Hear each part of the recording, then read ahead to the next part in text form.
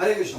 तो फटाफट स्टार्ट करते हैं। आज थोड़ा सा लंबा है और बहुत सारी कथाएं भी हैं, तो जल्दी जल्दी समझने के लिए पहले फटाफट जल्दी जल्दी हम मंगलाचरण कर लेते हैं। कृपा करके हाथ जोड़िए और मेरे साथ तुरंत बोलिएगा,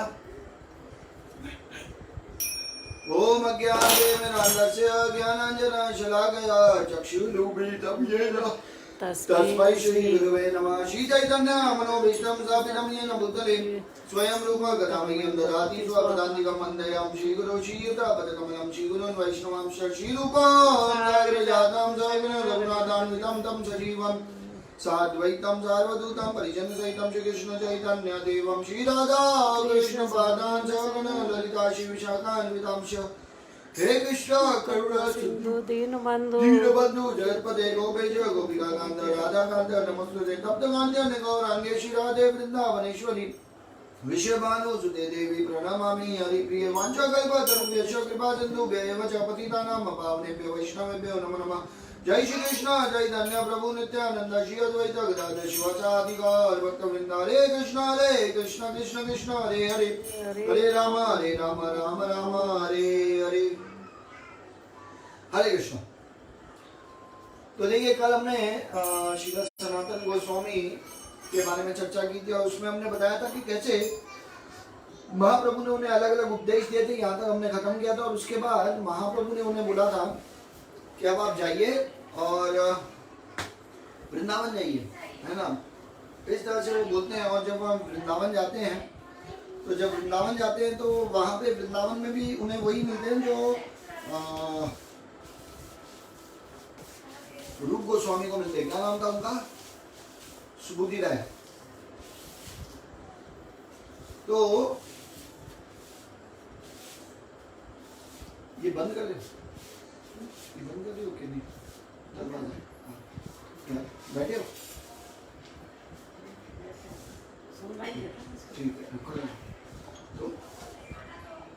तो देखिए क्या होता है कि सुबुद्धि राय उन्हें मिलते हैं और जब सुबुद्धि राय उन्हें मिलते हैं तो सुबुद्धि राय बताते हैं कि कैसे अभी जो रूप गोस्वामी है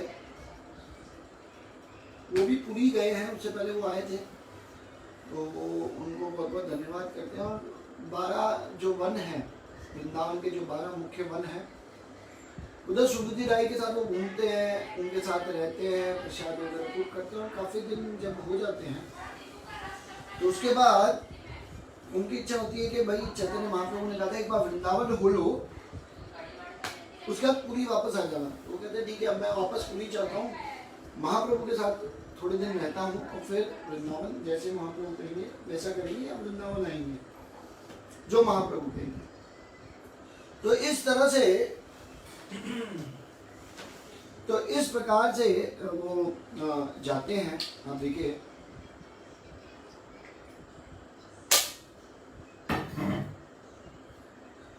इस प्रकार से यहाँ पे जाते हैं। हम देख सकते हैं कि कैसे सनातन गोस्वामी है। तो सनातन गोस्वामी जो है वो पुरी की तरफ निकलते हैं, जो झारीखंड जो वन है उसके वहाँ से, क्योंकि जो महाप्रभु भी थे वो भी झारीखंड जो वन है उधर से वृंदावन गए थे। तो उन्होंने सोचा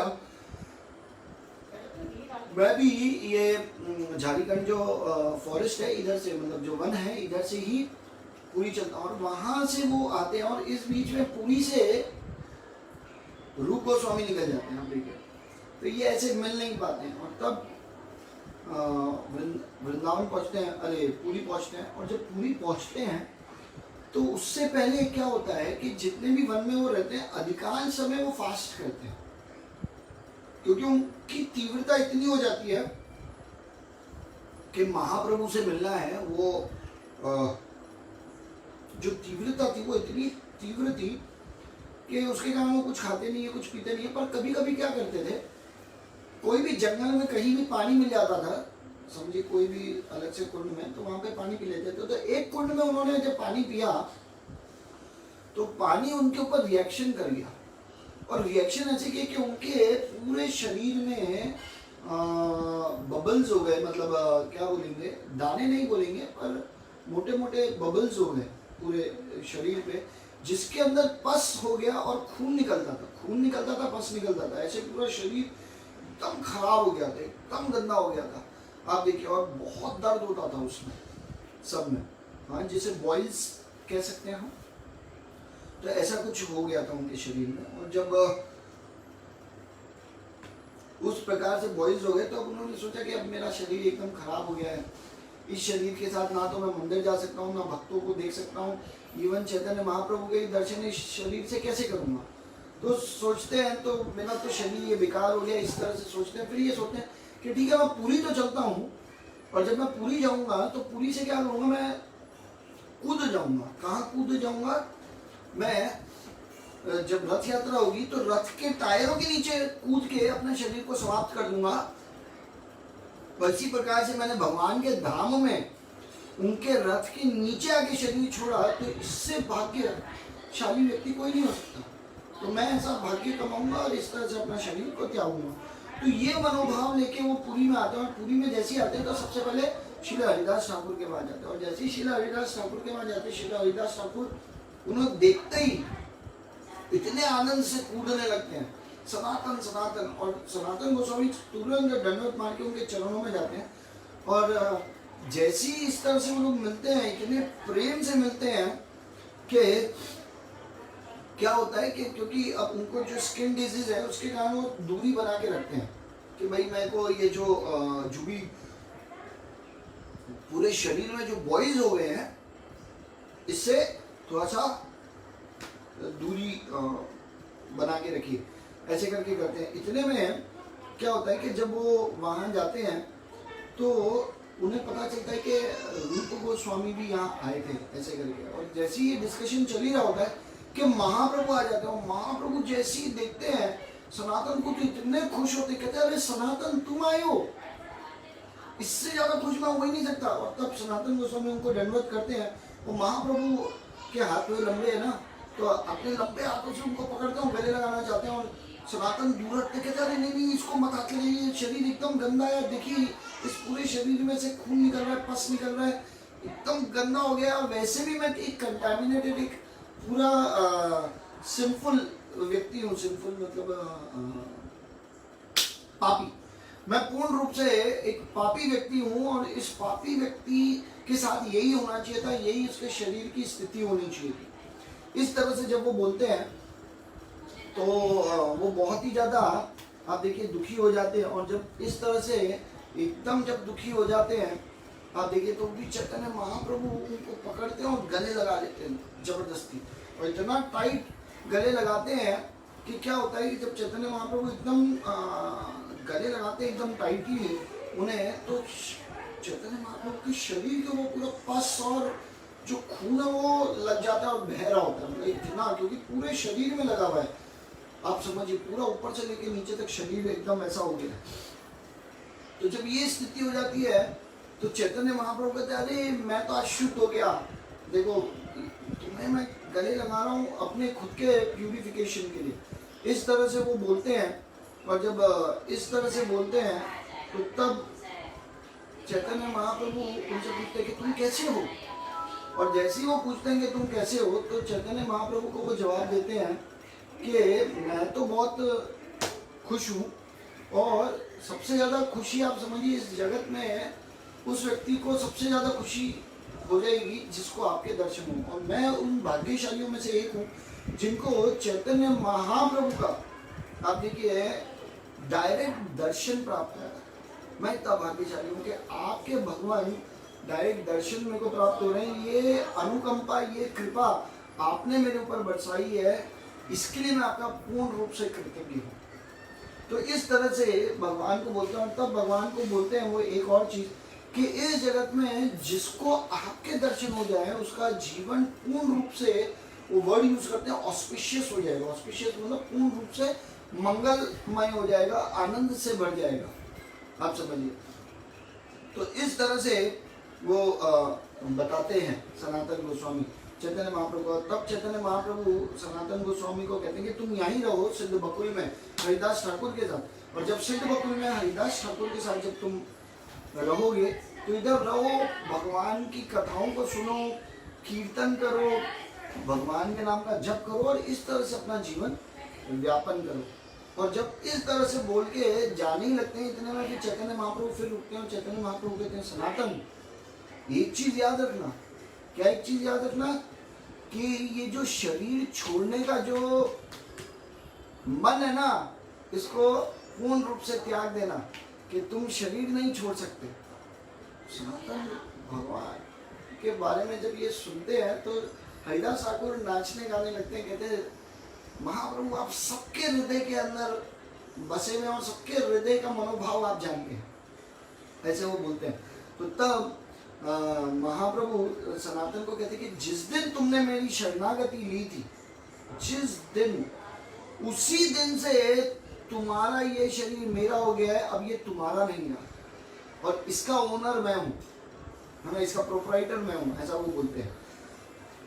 मतलब ये शरीर अब मेरा हो गया है और क्योंकि ये शरीर अब मेरा हो गया है इसीलिए मैं हमेशा अब इस शरीर को कैसे यूज में लेना है ये अब मेरा दायित्व है। और इस शरीर से तो अभी मेरे को बहुत बड़े बड़े कार्य करवाने हैं, इनको वृंदावन भेजना है, वृंदावन में काफ़ी मंदिरों की स्थापना करवानी है, काफ़ी ऐसी जगह जो लुप्त हो गई है उनको ढूंढ के तुम्हें निकालना है और काफ़ी पुस्तकें लिखनी है जिसमें भगवान के प्रेम का आदान प्रदान दिखाना है। आप देखिए, और मेरे जो भगवान हैं वो इस तरह से बोलते हैं, भगवान श्री कृष्ण, इनका ग्लोरीज हर जगह फैलाना है, तो तुम ही हो मेरे वो माध्यम। तो जब इस तरह से वो बोलते हैं तो तब जो सनातन गोस्वामी होते हैं तो सनातन गोस्वामी चैतन्य महाप्रभु को कहते हैं कि देखिए मैं तो आप ही का दास हूँ और मैं एक लकड़ी का खिलौना हूँ, कठपुतली हूँ आपके सामने, आपको जैसे नचाना है नचाइए, मैं तो आपका हूँ। हाँ देखिए, तो चैतन्य महाप्रभु बहुत खुश हो जाते हैं और कहते हैं हाँ तुम मेरी ही हो, वैसा बोल के वापस बुलाते हैं, वापस गले लगा लेते हैं। सनातन कहते हैं भगवान ये क्या। आप देखिए, हाँ, और फिर चैतन्य महाप्रभु चले जाते हैं। और इस तरह से सनातन गोस्वामी और हरिदास ठाकुर बैठ के खूब ग्लोरिफिकेशन करते हैं, जिसमें सनातन गोस्वामी हरिदास ठाकुर के बारे में एक चीज बताते हैं कि आप तो खुद नामाचार्य है, आपसे ही तो देखिए पूरा जो संसार में जो नाम है वो उस आप ट्रेनिंग दे रहे हैं कि वास्तविक रूप में नाम के प्रति आसक्ति कैसी होनी चाहिए। तो फिर वो बोलते हैं कि मैं आपकी इस बात से इतना प्रभावित हूँ, इसीलिए आपके साथ रह के मैं भी चाहता हूँ कि मेरे अंदर भी कुछ ये भावनाएं आ जाएं जो आपका प्रेम इस हरि नाम के प्रति है, जिसको आप निरंतर जपते रहते हैं, इतना ही प्रेम मेरे अंदर भी है। तो इस तरह से वो एक दूसरे का ग्लोरिफिकेशन करते हैं और दिन काफी इसी तरह से व्यतीत करते हैं। अब एक बार की बात है कि इनको क्या नाम है, सनातन गोस्वामी को एक बार बुलाते हैं कि आओ हम दोपहर में साथ में प्रसाद लेंगे, और उनको एक गार्डन में बुलाते हैं, एक बगीचे में बुलाते हैं, जिस बगीचे का नाम होता है यमल। तो ये जो यमल जो गार्डन है, इधर बुलाते हैं प्रसाद लेने के लिए। और इधर जाने के ना सिद्ध बकुल से दो रास्ते थे, एक है जो करके और वो पूरा रास्ता बना हुआ है, और एकदम से क्योंकि ज्येष्ठ महीना था, मतलब एकदम गर्मी का भयंकर गर्मी का महीना था, तो वहां से जो रेती है, समुद्र की जो रेती है वो इतनी गर्म है कि कोई पांव तक नहीं रख सकता, इतनी भयंकर गर्म होती है। पर फिर भी सनातन गोस्वामी वहां से जाते हैं, और वहां से जब जाते हैं एकदम गरम गरम, तो बताया जाता है कि उनके एक्चुअली पांव फट जाते हैं पांव से, क्योंकि इतनी गर्म हो चुकी है कि कितना क्या होता है, आप किसी गर्म चीज में पांव रख दो तो आपका फूल जाएंगे, मतलब वहां पे क्या बोलते हैं, फूल जाते हैं पांव, हम क्या बोलते हैं उसको, पांव जब फूल जाते हैं गर्म पांव में, तो छाले गिरा हुआ हूँ, वहां से आता, तो वहां से पुजारी रोज आते जाते रहते हैं भगवान की सेवाओं के लिए। किसी को मुझे देख लेते, मेरी परछाई पड़ जाती या मुझे छू लेते तो पूरी तरह से गंदे हो जाते, आप देखिए अशुद्ध हो जाते। तो मैं सोचा कि मेरी किसी पे परछाई तक भी ना पड़े, इसलिए मैं यहाँ से हूँ। चैतन्य महाप्रभु कहते हैं अरे तुम्हारी इन बात, महाप्रभु ये बताते हैं कि इसीलिए मेरे जीवन में चार ऐसे व्यक्ति हैं जो चार अलग चीजों को संबोधित करते हैं, तब कि इस संसार में हर एक व्यक्ति काम वासना से पूर्ण रूप से आकर्षित है, पर जो रामानंद राय है वो मेरे लिए जगन्नाथ नाट्य करके नाटक करवाते थे, और जहाँ पे स्त्रियों को डेकोरेट करते थे, उनको पूर्ण नग्न अवस्था में उनको डेकोरेट करना, उनके शरीर पे अलग अलग तरह का तेल लगाना और उनको प्रैक्टिस करवाना और उनको कपड़े खुद पहनाना और ये सब करते थे खुद। आप देखिए, पर बिल्कुल कोई उनको कोई इफेक्ट नहीं होता था, क्योंकि वो पूर्ण रूप से भगवान के चिंतन में थे। और वैसे भी वो विशाखा सखी थी भगवान कृष्ण की लीला की, तो इसलिए उनको कोई फर्क। तो कहते देखिए ये है, आप देखिए कि कैसे काम वासना पे जीतना, ये रामानंद राय से कोई सीख सकता है। दूसरा फिर वो बताते हैं कि दूसरे हैं दामोदर पंडित। दामोदर पंडित का जो स्वभाव है वो एकदम न्यूट्रल होता है। न्यूट्रल मतलब जो गलत है वो गलत है। भक्ति जीवन में अगर कोई व्यक्ति गलत है तो वो गलत साफ साफ बोल देते थे। तो कहते थे, इवन मुझे भी कितनी बार मेरी गलतियों के लिए डांटा है ये दामोदर पंडित ने। तो कहते हैं उन जैसा भक्त में मिलना बहुत मुश्किल है, क्योंकि वो बहुत न्यूट्रल भक्त है। तीसरा वो कहते हैं हरिदास ठाकुर। कहते हैं हरिदास ठाकुर है ना, वो पर्सोनिफिकेशन है सहनशीलता के। जब उनको 22 मार्केटों में हंटरों से पीटा गया, आप देखिए, उसके बाद भी वो भगवान से कहते हैं कि इन जिन्होंने पीटा है ये इनकी गलती नहीं है, वो तो राजा ने इनको आज्ञा दिया, तो अब इनको भी कोई दंड मत देना भगवान, और राजा को भी दंड मत देना, ये सब मेरे कर्मों के ही फल है। तो उनकी जैसा सहनशीलता। और फिर कहते चौथे उत्तम, जिनकी विनम्रता देख के मेरा हृदय पिघल जाता है। भगवान ऐसे इन चारों का उदाहरण देते हैं। इससे भगवान बताते हैं कि उनको ये चारों कितने ज्यादा पसंद थे, और ये प्रामाणिक भगवान देते हैं कि इसलिए तुमसे ज्यादा सहनशील मेरे लिए संसार में कोई नहीं है, और तुम उसके मूर्तिमान स्वरूप हो, वो ऐसा बताते हैं। तो तब अब फिर क्या आती है, रथ यात्रा आती है, और रथ यात्रा में सारे बंगाल से सारे भक्त आते हैं चैतन्य महाप्रभु के साथ वहाँ रहने, और चैतन्य महाप्रभु सबको सनातन गोस्वामी के बारे में बताते हैं, और इतना ग्लोरिफिकेशन करते हैं कि सबको लगता है कि महाप्रभु के 4-5 मुख हो गए। इतना इतना ग्लोरिफिकेशन कर रहे हैं, उनकी इतनी तारीफ कर रहे हैं, आज तक कभी किसी की नहीं की और ना कभी सुनी इस प्रकार की ग्लोरिफिकेशन। वो जब इस प्रकार की ग्लोरिफिकेशन करते हैं तो सभी लोग आनंद से डूब जाते हैं और खूब कहते हैं कि वाह क्या भक्त है भगवान के। तो इस तरह से वो ये ग्लोरिफिकेशन भी इस जगह करते हैं। और तब इवन श्रील प्रभुपाद इस जगह ये लिखते हैं कि जब सनातन गोस्वामी का जब ग्लोरिफिकेशन करते हैं, आप देखिए महाप्रभु चैतन्य महाप्रभु, तो तब क्या होता है कि सारे जितने भक्त हैं वो खुशी से आनंदित हो जाते हैं। तो चैतन्य महाप्रभु ये ग्लोरिफिकेशन कर रहे हैं भक्तों के सामने एक भक्त की। तो श्रील प्रभुपाद ये बताते हैं कि हर एक भक्त की ड्यूटी है, ये समझना चाहिए है कि जब भी किसी दूसरे भक्त का ग्लोरिफिकेशन हो रहा हो तो हमारे हृदय के अंदर खूब आनंद होना चाहिए, हमें खूब आनंद होना चाहिए, हमें खूब खुशी की अनुभूति होनी चाहिए। ये श्रील प्रभुपाद भी बताते, कहते हैं वही सही मायने में वैष्णव है। अब जब वो हर किसी की ग्लोरिफिकेशन को देख के वो खूब आनंदित होते हैं। तो इस तरह से वो करते हैं। और फिर क्या होता है कि चैतन्य महाप्रभु उनको गले लगा देते हैं। तो अब हर बार जब गले लगाते हैं तो जितना भी खून होता है वो चैतन्य महाप्रभु के ऊपर लग जाता है, पस उनके ऊपर लग जाता है, वो ठीक ही नहीं हो रही। आप देखिए, तो इतने में एक जगदानंद पंडित है, जगदानंद पंडित। तो ये जो जगदानंद पंडित जो होते हैं ये सनातन गोस्वामी महाराज के साथ इनकी मित्रता अच्छी हो जाती है। तो ये बोलते हैं जगदानंद पंडित को, जो सनातन गोस्वामी, वो बोलते हैं कि हे जगदानंद, आप देखो ये जो महाप्रभु है, मैं यहाँ पे कृपा लेने आया था, भगवान की सेवा करने आया था, और मैं और ज्यादा सेवा तो क्या करूं, कृपा तो क्या लूं, अपना शुद्धिकरण क्या करूं, मेरे को तो ऐसा लग रहा है मैं और ज्यादा पापी होता जा रहा हूँ, मैं और ज्यादा नीचे गिरता जा रहा हूँ। वो इस तरह से बोलने लगते हैं। तो जगदानंद पंडित ये बोलते हैं, क्यों, ऐसा क्या हो गया, आप इस तरह से क्यों बोल रहे हैं? कहते हैं आप देखो महाप्रभु रोज मुझे जबरदस्ती बुलाते हैं, मुझे गले लगा लेते हैं, और सारा ये पस और खून उनके ऊपर लग जाता है, और इसके कारण मेरे को लगता है मैं कितना बड़ा अपराध कर रहा हूँ, कितना बड़ा पाप कर रहा हूँ।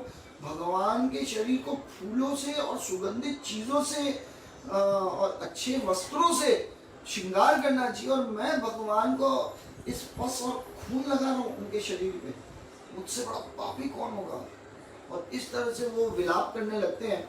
और जब विलाप कर रहे होते हैं तब जगदानंद पंडित उनको ये बोलते हैं कि देखो, एक चीज समझो कि वैसे भी महाप्रभु ने तुम्हें क्या बोला है कि तुमको वृंदावन रहना है।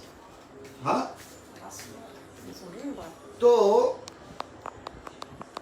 अभी आवाज थोड़ी नीचे आनी चाहिए। तो इस समय क्या होता है कि जो महाप्रभु जो होते हैं, आप देखिए ये, मेरे को लग रहा है आवाज थोड़ी स्लो आ रही है आप लोगों को, कुछ हो तो प्लीज बताइएगा। मैं कोशिश कर रहा हूँ जो नॉर्मल आवाज में रोज बात करता हूँ वैसे ही कर रहा हूँ, स्लो तो नहीं कर रहा, फिर भी ठीक है, अगर कुछ हो तो माफ कीजिएगा आप लोगों को। तो अब क्या होता है कि जगदानंद पंडित से जब ये सनातन गोस्वामी महाराज इस तरह से डिस्कशन कर रहे होते हैं, तो जब इस तरह से डिस्कशन करते हैं तो क्या होता है कि तब जगदानंद पंडित इनको कहते हैं कि वैसे भी महाप्रभु ने आपको क्या आज्ञा दी है। महाप्रभु ने आपको एक ही आज्ञा दी है, और वो आज्ञा क्या है, और वो आज्ञा ये है कि आपको वृंदावन जाना चाहिए, तो आप वृंदावन चले जाइए।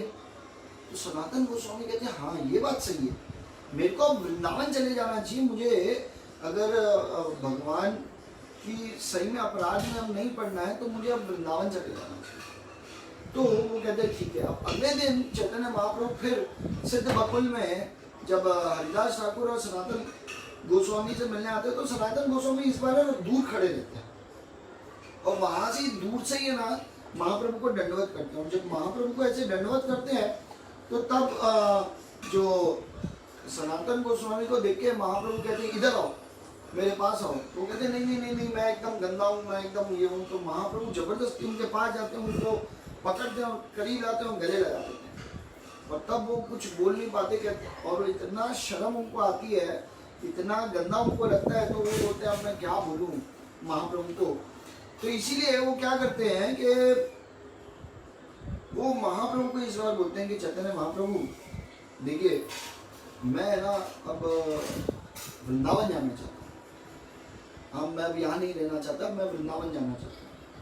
तो जैसे ही वो बोलते हैं तो चैतन्य महाप्रभु बोलते हैं वृंदावन जाना है, क्यों वृंदावन जाना है, और किसने तुम्हें सलाह दी वृंदावन जाने की। एकदम से ऐसे एकदम आक्रोश में आ जाते हैं बोलते।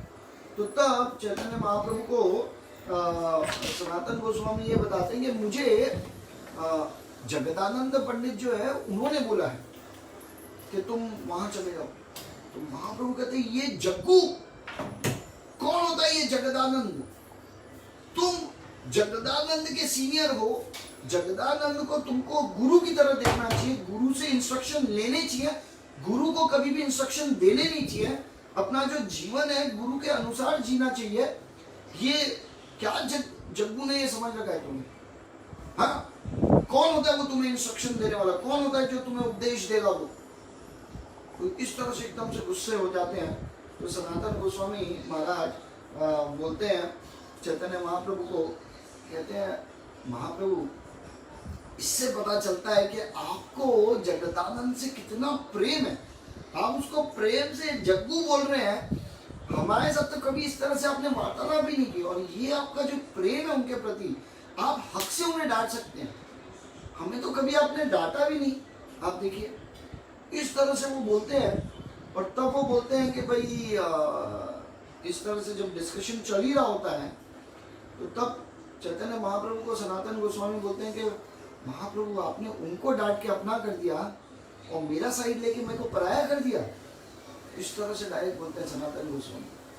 तो महाप्रभु कहते हैं अरे नहीं नहीं, तुम ऐसा क्यों सोच रहे हो, तुम तो मेरे अपने हो, और तुमसे ज्यादा प्रिय मुझे कौन होगा, और क्यों तुम्हें ऐसा लगता है कि तुम मेरे अपने नहीं हो। तो तब वो कहते हैं कि आपने हक से उसे डांट दिया और मेरा साइड ले लिया।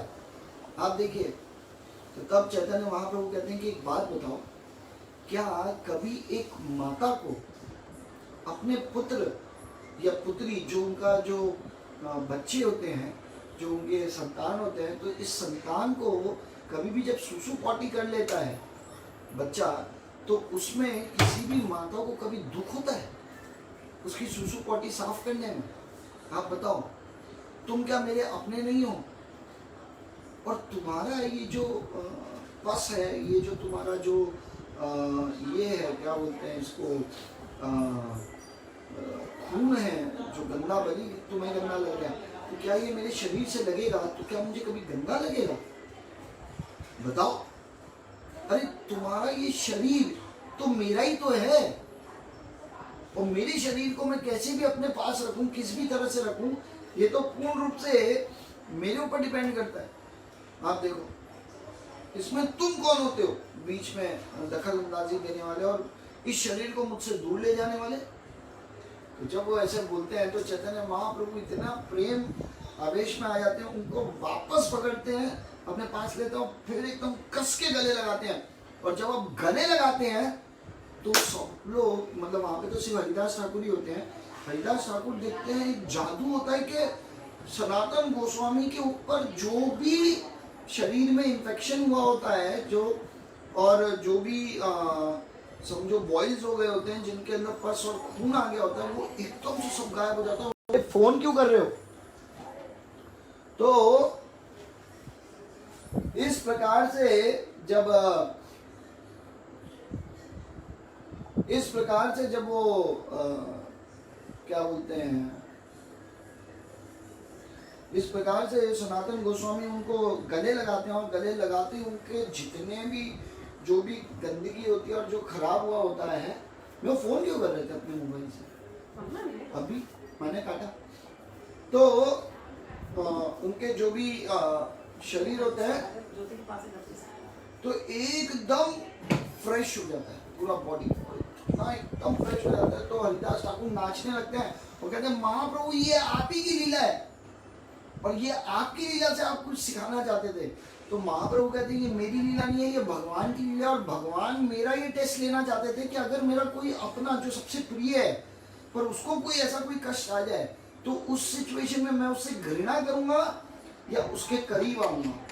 आप देखो, हाँ, इस मनोभाव से वो बातें करते हैं और बोलते हैं। और तब सनातन गोस्वामी को कहते हैं कि तुम्हारा साथ देखो, भगवान ने टेस्ट लिया और देखा कि तुम ऐसी सिचुएशन में भी कितने विनम्र हो। नहीं तो ऐसी सिचुएशन में तो लोग सिंपैथी चाहते हैं भगवान से, पर तुमने सिंपैथी नहीं मांगी। तुमने क्या किया? अपने आप को समझा कि जो कुछ भी मेरे साथ हो रहा है ये मेरा ही कारण है, तो मुझे इसको अपने आप ही झेलना पड़ेगा और भगवान से थोड़ी सी दूरी रखनी होगी। तो तब महाप्रभु उनसे खुश होकर उनको एकदम ठीक कर देते हैं। और इस प्रकार से हरिदास ठाकुर को नाचते हुए कहते हैं ये तो महाप्रभु आपकी अद्भुत लीलाएं हैं, आप देखिए। और तब सनातन गोस्वामी भगवान के साथ 1 साल तक पुरी में रहते हैं, और 1 साल बाद भगवान उनको एक इशारा देते हैं और इशारे में समझाते हैं कि तुम्हें अब वृंदावन चले जाना चाहिए। और तब जब सनातन गोस्वामी महाराज जब वृंदावन जाते हैं, तो जैसे ही वृंदावन जाते हैं तो उस सिचुएशन में क्या होता है कि आप देखिए, उस सिचुएशन में महाप्रभु रोते हैं, मतलब ऐसे रोते हैं जैसे पता नहीं कौन उनसे दूर जा रहा है। और सनातन गोस्वामी भी इतना रोते हैं जिसकी हद ही नहीं है। आप देखिए, चलो। तो इस प्रकार से तीव्रता से ऐसा लगता है कि जैसे गोपी या जब कृष्ण वृंदावन छोड़ के जा रहे थे कैसे विरह का भाव महसूस करती हैं, ऐसे ही चैतन्य महाप्रभु सनातन गोस्वामी के लिए विरह का भाव प्रकट करते हैं। और इससे ये पता चलता है कि भगवान अपने भक्तों से कितना प्रेम करते हैं, और उनसे जो शुद्ध भक्त हैं उनसे भगवान वास्तविक रूप में कैसे विरह अनुभव करते हैं। आप देखिए, तो ये इस प्रकार से हम देख सकते हैं कि कैसे जो चैतन्य महाप्रभु हैं उनको सनातन गोस्वामी महाराज को वृंदावन भेजते हैं। और जब वृंदावन जाते हैं तो वृंदावन में वो श्री रूप गोस्वामी से मिलते हैं और वहाँ से अलग अलग जगह जाते हैं, अलग अलग जगह को ढूंढते हैं और उनको नाम देते हैं और उनको स्थापित करते हैं। इस प्रकार से चलता है। स्पेशली जो सनातन गोस्वामी की, अब मैं कुछ लीलाएं आपको फटाफट बता देता हूँ, और मेरे पास 15-20 मिनट ही है और मेरे पास लगभग 9 लीलाएं हैं। 9 लीला 15 मिनट है भगवान, जबकि मैंने इतना फास्ट किया, फिर भी फटाफट 9 लीलाएं, जितना फास्ट होता है उतना फास्ट समझा देंगे, ठीक है। कोशिश करेंगे 2-5 मिनट कुछ भी ऊपर नहीं लेंगे, जिससे आप लोग का अगर क्यों डिटेल में जाए। तो देखिए, जो सनातन गोस्वामी महाराज होते हैं ना, वो बहुत ही ज्यादा ब्रजवासियों से खूब प्रेम कर रहे होते हैं। इतना भयंकर प्रेम करते हैं कि जितने ब्रजवासी होते हैं वो अलग अलग गांव में, ब्रज के अलग अलग गांव में जाते हैं, अलग अलग गांव में जाके सबसे बैठते हैं, बातचीत करते हैं, एक रात रुकते हैं। देखिए, और पूरे गांव वाले जब भी सनातन गोस्वामी महाराज कोई भी गांव में आते थे, उस गांव में आते हैं, उस गांव में सब लोग सनातन गोस्वामी महाराज से मिलने आते थे। वहाँ पे वो एक रात रुकते थे और सनातन गोस्वामी महाराज सबसे बात करते थे। वो पूछते थे कि अलग अलग चीज़ पूछते थे कि तुम्हारे बच्चे कैसे हैं, है ना, तुम लोग अच्छा, किसी से पूछा कि तुम्हारी शादी हो गई नहीं हो गई, तुम और फिर पूछते थे कि तुम्हारी गाय कैसी है, वो दूध कैसा देती हैं, तुम दूध किस किस को बेचते हो, इस तरह से बात करते थे। फिर किसी से पूछते थे कि तुम्हारी खेती कैसी चल रही है, किसी से पूछते थे कि तुम्हारी सेहत कैसी है। तुम्हारी सेहत तो ठीक है ना, क्योंकि सेहत अगर अच्छी रहेगी तो तुम भगवान का नाम अच्छे से ले पाओगे।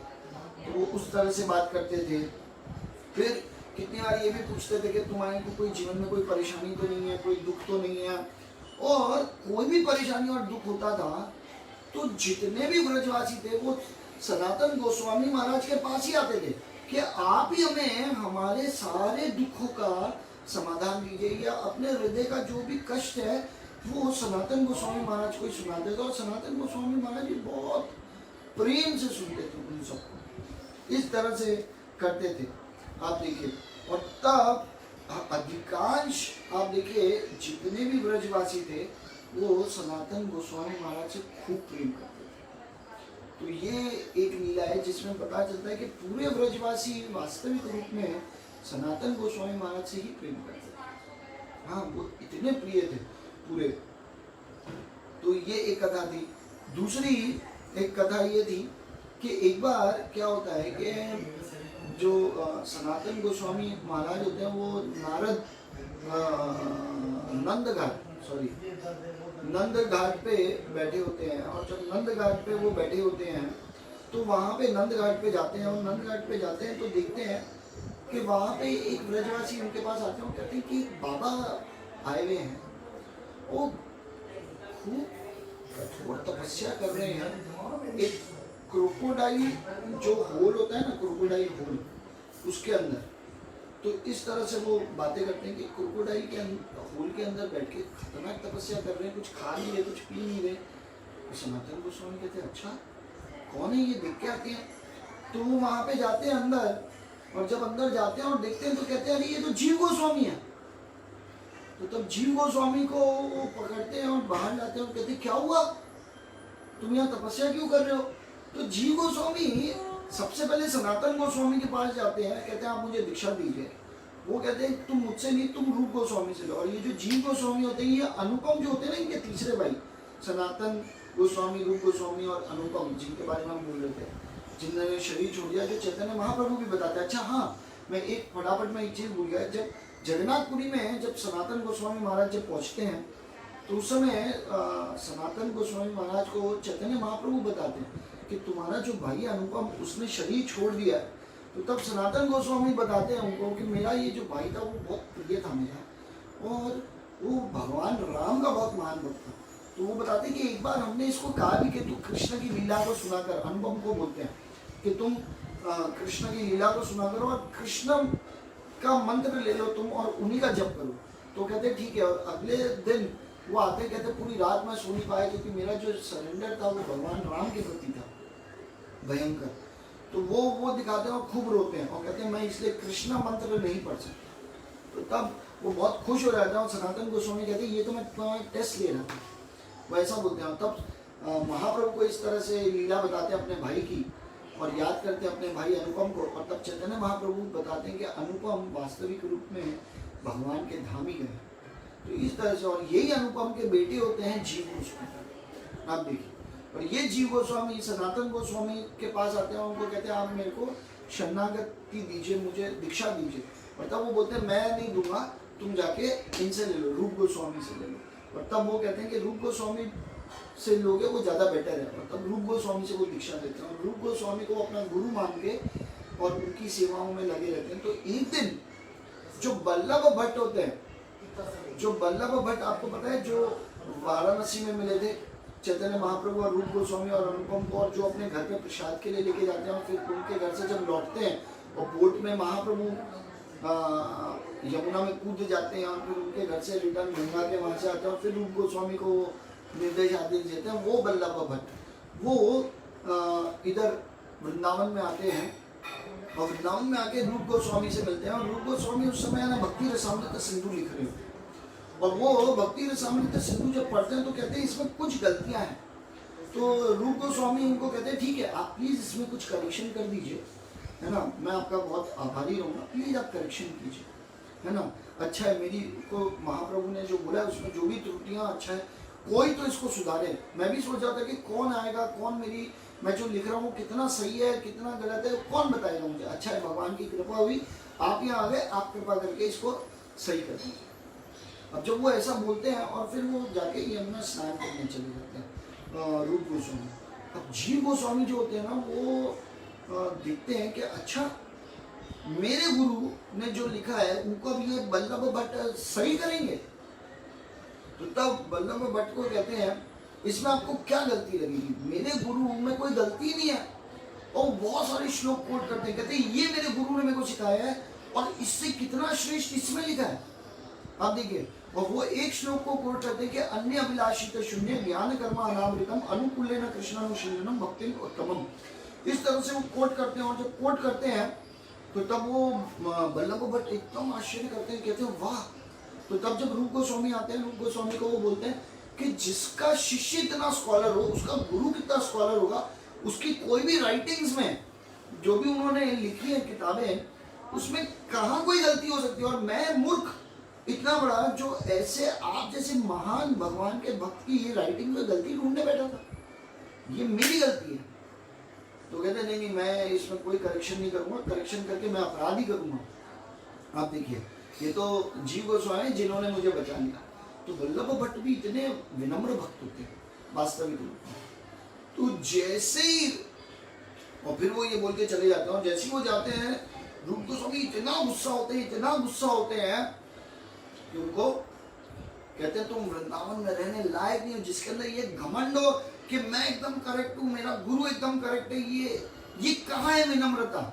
और इतना महान भक्त अगर हमारे अंदर त्रुटियां नहीं देखेगा तो कौन देखेगा। भक्तों की यही ड्यूटी है कि वो हमको रेक्टिफाई करें, हमारी गलतियों को बताएं जिससे हम भगवान के करीब चले जाएं, उनको सुधार के। और तुमने अहंकार के चक्कर में हमारी गलतियां पता ही करने नहीं दी।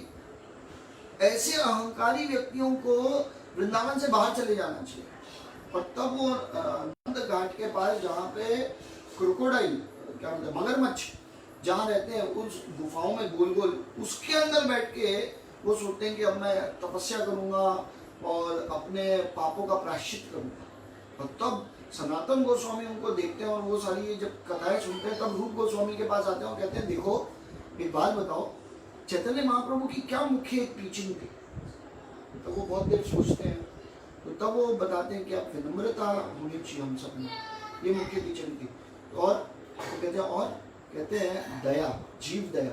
तो तब जैसे ही वो बोलते हैं जीव दया तो उनको याद क्लिक हो जाता है, अच्छा जीव दया की बात कर रहे हैं। तो उनको पकड़ के लाते हैं जीव जो जीव गोस्वामी है उनको कहते हैं इसको माफ कीजिए, इसने क्या गलत किया, अपने गुरु का साइड नहीं लेगा। एक शिष्य अगर गुरु का साइड नहीं लेगा तो वो शिष्य कैसा शिष्य है बताओ। शिष्य का तो धर्म ही है कि गुरु का साइड लेना। तो तब वो कहते हैं हाँ ठीक है, और तब वो उनको गले लगाते हैं और अपने साथ रखते हैं। तो ये कथा होती है जो सनातन गोस्वामी के कारण जीव गोस्वामी और रूप गोस्वामी वापस मिलते हैं।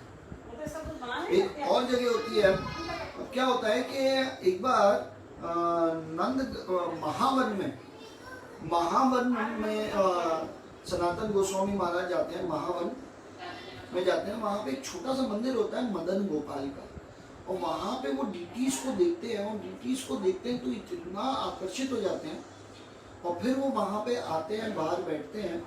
अगले दिन सुबह जब वो वहाँ पे उठते हैं, वहाँ बैठे ही होते हैं और जब कर रहे होते हैं, इतने में उनको एक बच्चा खेलते हुए दिखता है, और जब खेलते हुए दिखता है तो उनका हृदय जो होता है ना, वो इतना आकर्षित हो जाता है उस बच्चे की तरफ, वो पूरा दिन उस बच्चे को ही देख रहे होते हैं खेलते हुए। और जब शाम होती है तो देखते हैं कि वो बच्चा वापस लौट रहा है, तो वो बच्चे का पीछा करते हैं कि कहाँ जा रहे हैं, कहाँ इसका घर, और देखते हैं कि वो ये मदन गोपाल जो मंदिर है इसमें जा रहे हैं, और मंदिर के अंदर घुसते हैं। और जब ये मंदिर के अंदर घुसते हैं सनातन गोस्वामी, तो देखते हैं वहाँ तो मदन गोपाल ही है, खाली ये डीटीज ही है। तो वहाँ पे प्रणाम करते हैं, वो समझ जाते हैं कि ये जो बच्चे के लिए जिससे मैं इतना आकर्षित हो गया था, ये और कोई नहीं, मेरे कृष्णा ही थे। आप देखिए, और ये वहाँ पे भगवान को प्रणाम करते हो, कहते हैं धन्यवाद, आपने अपनी एक लीला मुझे दिखाई। और ऐसे आते हैं, और तब जब सोते हैं तो रात में मदन गोपाल उनके सपने में आते हैं, और तब वो कहते हैं कि देखो मैं पुरुषोत्तम चौबे, एक जो ब्राह्मण है, हाँ, इनके पास हूँ, और तू इनके पास से मुझे लेके आओ। और तब वो पुरुषोत्तम चौबे के पास जाते हैं और देखते हैं कि पुरुषोत्तम चौबे के बच्चों के साथ भगवान खेल रहे हैं। और तब पुरुषोत्तम चौबे को सनातन गोस्वामी कहते हैं कि मुझे भगवान ने इंस्ट्रक्शन दिया है कि आप मुझे उनसे ले लो, जबकि मैं मना कर रहा हूँ, क्योंकि मैं तो एक मेंडिकेंट हूँ, भगवान की क्या सेवा कर पाऊंगा, कैसे कर पाऊंगा, भगवान को कहाँ रखूंगा। पर फिर भी भगवान की जिद है, मैं क्या करूँ, इसलिए मैं आया हूँ। तो कृपा करके मुझे अगर आप दे दें मदन गोपाल को।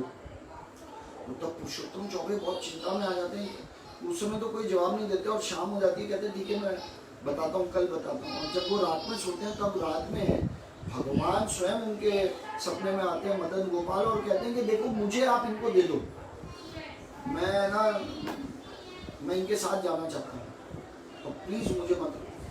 और तब वो कहते हैं ठीक है, आपकी जो इच्छा बनो।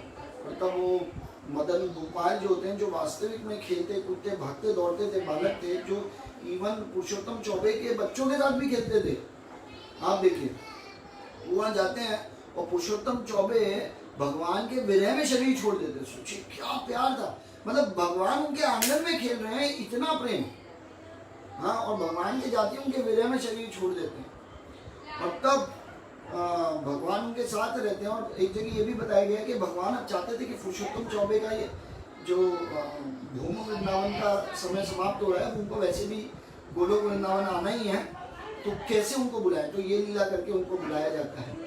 और तब सनातन गोस्वामी महाराज के साथ वो रहते हैं, और जब सनातन गोस्वामी महाराज के साथ रहते हैं तो सनातन गोस्वामी महाराज कहते हैं देखो मैं तुम्हारी ज़्यादा तो सेवा कर नहीं सकता, जो मैं भिक्षा मांग के लाऊंगा, जो खिलाऊंगा आप वही खा लेना। भगवान कहते हैं अरे यहाँ तुम जैसे रखो। बहुत समय निकल जाता है, तब एक दिन भगवान कहते हैं अरे सनातन, तुम जो भी खिलाते हो एकदम फीका होता है, थोड़ा नमक तो डाला करो। तो तब वो बोलते हैं अरे मैं क्या नमक डालूं, मैं तो सबके पास जाता हूँ, भिक्षा मांगता हूँ, अब भिक्षा में कोई नमक देता ही नहीं है कभी, तो क्या करूं। तो तब भगवान को वो कहते हैं देखा, इसलिए मैंने कहा था कि मैं तो तुम्हारी सेवा कर ही नहीं सकता, आप देखो, है ना। तो भगवान ने अच्छा ठीक है, जो तुम खिलाओगे मैं वो खा लूंगा। मतलब क्या भगवान उनके भक्तों का प्रेम है। तो इतने में क्या होता है कि जहाँ पे उनको रखते हैं, आप देखिए स्थापित करते हैं भगवान को, तो भगवान का नाम हो जाता है मदन मोहन।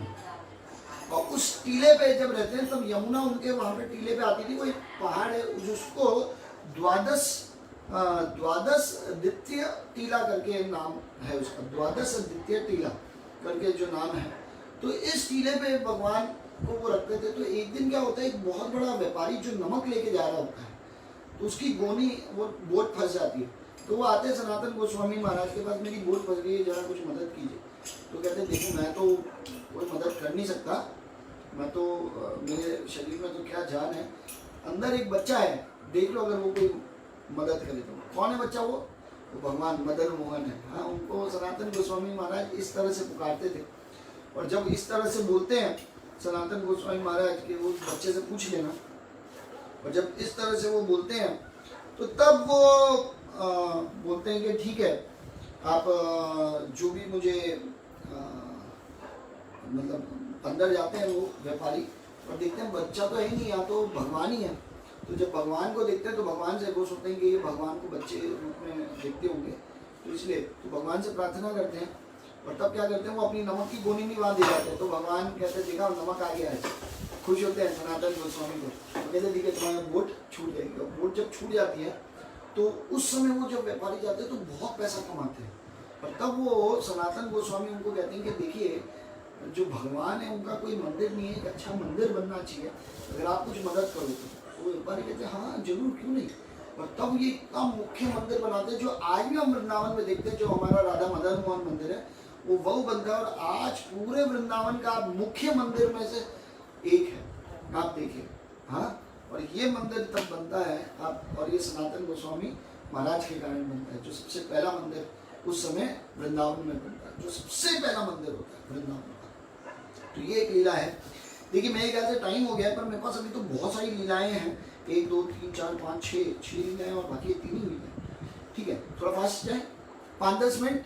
नहीं, कल दूसरे गोस्वामी पे लेना है, तो 5-10 मिनट में मैं फिनिश कर दूंगा।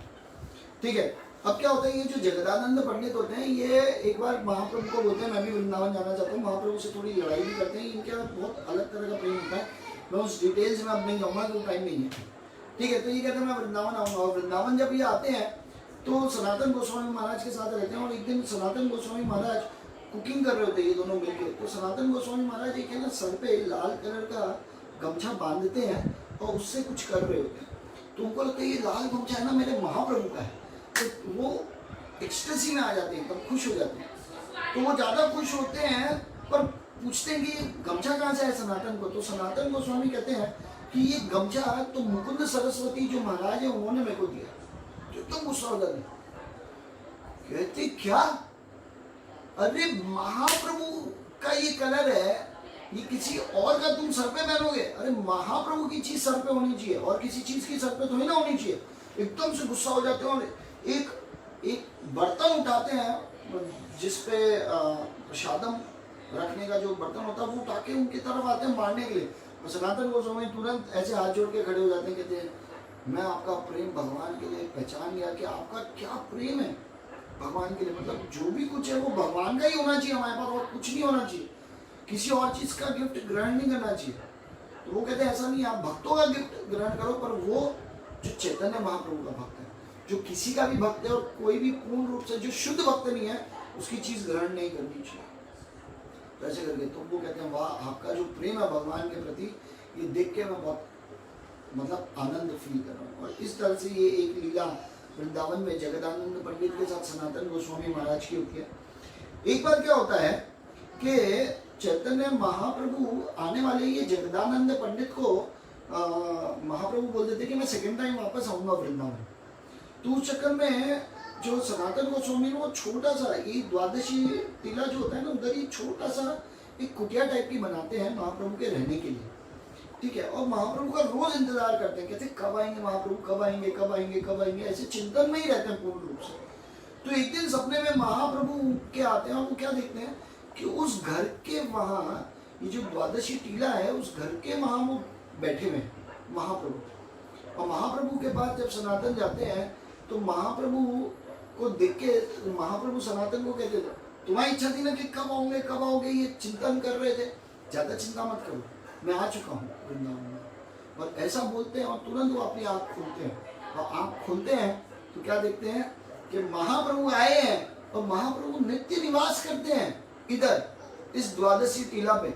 ये तो मैं हूँ जो सोच रहा हूँ कि कब आएंगे, अरे भगवान तो हमेशा मेरे साथ है। तो ये एक और मनोभाव उनका होता है। और इस तरह से इस पता चलता है कि चैतन्य महाप्रभु का और इनका जो प्रेम है सनातन गोस्वामी का वो कितना घनिष्ठ प्रेम था। ये एक लीला होती है। ऐसी एक और लीला होती है जिसमें नंदगांव के वहाँ पे प्रेम सरोवर है। ये प्रेम सरोवर पे महाप्रभु सनातन गोस्वामी बैठे होते हैं और सनातन गोस्वामी के बारे में बताया जाता है वास्तविकता में ये भी 1 घंटे से ज़्यादा कभी सोते नहीं है। आप देखिए तो प्रेम सरोवर पे बैठ के इन्होंने अपनी कुटिया बनाई होती है, भजन कुटी आज भी है। प्रेम सरोवर पे। तो वहाँ बैठ के भगवान के नाम का जप कर रहे होते हैं और स्मरण कर रहे होते हैं भगवान की लीलाओं का, और काफ़ी दिन निकल जाते हैं, इन्होंने ना कुछ खाया होता है ना कुछ पिया होता है। तो एक छोटा बालक, बहुत सुंदर एकदम आकर्षित बालक आते हैं, वो कहते हैं अरे बाबा, मेरे पूरे ब्रजवासी ये एकदम नाराज है आपसे। तो सनातन गोस्वामी कहते हैं अरे क्यों नाराज क्यों है मुझसे? कहते इतने दिन हो गए आप यहाँ बैठे हुए हो एक ही जगह पे, आप ना हमारे घर आए, हमारे घर पे आके ना हमसे कुछ बातचीत की, ना हमसे कुछ मधुकरी की, ना कुछ खाया ना पिया, ऐसे थोड़ी ना चलेगा। आप हमारे गांव में आओगे और ऐसे ही भूखे रहोगे, बिल्कुल गलत है। ये लो दूध, पूरी बाल्टी लेके आते हैं और कहते हैं ये लो दूध, ये दूध पूरा पियो, मैं अपनी गाय का दूध अपने हाथों से निकाला है, इसको आप पीजिए और फिर बाल्टी लेने में कल आऊंगा, ठीक है। और इस तरह से वो बोलते हैं, और तब बोलते हैं अभी मेरा समय हो गया खेलने कूदने का, आप देखो तो मैं जा रहा हूँ थोड़ा खेलने कूदने, और कल आऊंगा और करूँगा। और दूसरा आपको एक और चीज़ बताना है, आप इतने दिन से बैठे हो, धूप में बैठे हो, अरे अपने लिए कुटिया तो बना लो, या हमारे घर आ जाओ, हमारे घर पे रह लो। तो सनातन गोस्वामी कहते हैं ठीक है कोई बात नहीं, और तब वो वहाँ से चले जाते हैं, और तब वो दूध पीते हैं, और दूध पीते उनको एक्सटेसी में चले जाते हैं। उनको समझ में आ जाता है कि ये और कोई नहीं, भगवान स्वयं कृष्ण ही थे, जो कह रहे थे कि उनको दर्द हो रहा है, तुम्हें इस स्थिति में देखिए जो ना खाया है ना पिया है और धूप में अलग बैठे हो। तो तब अपनी भजन कुटीर वहाँ पे बनाते हैं, आप देखिए सनातन गोस्वामी, और रोज आते हैं वहाँ पे, जाते थे। तो इस तरह से बताते हैं। तो ये एक और लीला होती है। एक बार की बात है कि एक ब्राह्मण होते हैं, बहुत शुद्ध ब्राह्मण होते हैं। ये ब्राह्मण शिव जी के भक्त होते हैं, शिव जी को बहुत गरीब होते हैं। तो शिव जी प्रसन्न होकर प्रकट होते हैं और ये कहते हैं कि देखो मेरे को पारस मणि चाहिए। तो वो कहते हैं अच्छा इतनी सी चीज चाहिए, जाओ जाओ वृंदावन में सनातन गोस्वामी के पास है। तो कहते ठीक है, तो सनातन गोस्वामी महाराज के पास जाते हैं और सनातन गोस्वामी को कहते हैं अरे मेरे को वो पारस मणि चाहिए, शिव जी ने भेजा है। तो कहते अच्छा हुआ है, जाओ वहाँ से ले लो। तो कहते हैं वहाँ पे क्या है? तो देखते हैं वो कचरा सब समेटा है वहाँ है, तो वो निकालते हैं, सही में पारस मणि मिलती है। वो लेके जाते हैं, खुशी के मारे इतने में रुक जाते हैं। तो सोचते हैं ब्राह्मण कि ये कचरे में रखा हुआ है पारस मणि इन्होंने, तो इससे भी अनमोल चीज कुछ होगी। यो कचरे में पारस मणि को भी रखता है क्या, जिसके लिए मैं तपस्या करके शिव जी को प्रसन्न कर रहा हूँ।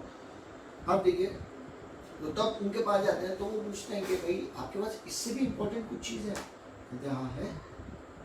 कहते वो बताएंगे मुझे? कहते हाँ एक शर्त है, इसको यमुना में फेंक दीजिए। तो उनके ऊपर सनातन गोस्वामी के ऊपर विश्वास करके यमुना में फेंक देते हैं और पूछते हैं अब बताओ। कहते इससे भी अनमोल है मेरे पास भगवान का नाम, आप इसको जप करो और भगवान का प्रेम हृदय में उत्पन्न करो और देखो फिर एक अनेक अनेक पारस मणि से भी आनंद नहीं मिलेगा जो सिर्फ हरि नाम से आनंद मिलेगा। और तब उनको जप करवाते हैं खुद, जब जप करवाते हैं तो वो जो ब्राह्मण उनको जो आनंद होता है वो अपने सारे दुख भूल जाते हैं और आनंद में रह के कहते हैं वाह मुझे तो पारस मणि से भी ज्यादा मुख्य चीज मिली। तो इस तरह से वो एक करते हैं। तो ये एक लीला है। दो लीला फटाफट और बता देते हैं, एकदम 2-3 लीला और है पर फटाफट कंप्लीट करते हैं। अब क्या होता है कि एक बार मानसी गंगा के पास गोवर्धन की रोज परिक्रमा करते थे सनातन गोस्वामी।